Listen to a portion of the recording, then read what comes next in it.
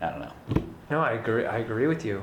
It's you watch that cycle and it seems very broken and sick, and you wonder. I mean, you've pointed this out a few times tonight, where you've talked about who's running the show, who has their hand over that red button. Mm-hmm. You know, is it a sociopath? It's there for the wrong fucking reasons. Yeah. You know, let's identify these things.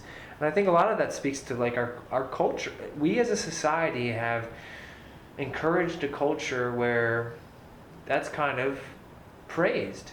Like that's where I said the catch-22 in capitalism, where greed is good. Yeah. From Wall Street, a famous movie. And that doesn't. You want people to aspire to always push themselves, but not to make money. Money's not the answer. You want to aspire to do well. Greed is different. Greed is defined as like almost an obsession. It's a cardinal sin, isn't it? Yeah, it was one of the 7 deadly, as they say. But greed itself is a disease. It's almost like an obsession where it's like, oh, I need more, I need this, I need that, I need that. It's not even a thing where it's like, I want to do well, I want to make a lot of money and have a good family or a good life or a good situation to live in. Even if you have that, like you only need so much of that, right? Right. And then eventually there has to be that line where you say, no, now you're greedy. But Right. we blur that line with it.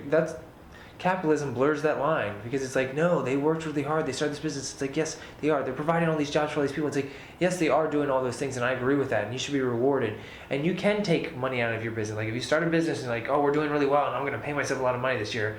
Like, okay, more power to you.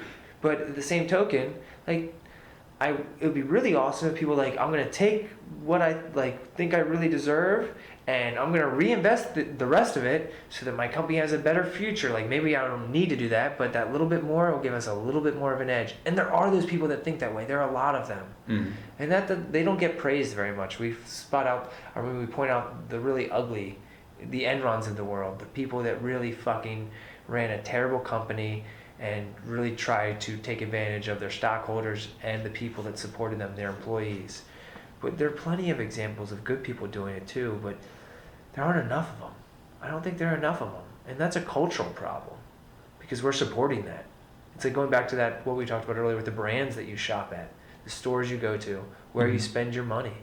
Your dollar's your vote. And where you invest sometimes. Oh, for sure. I mean, we're driven by what we invest in because we want to have a good 401k. Well, venture capital money, the stock market.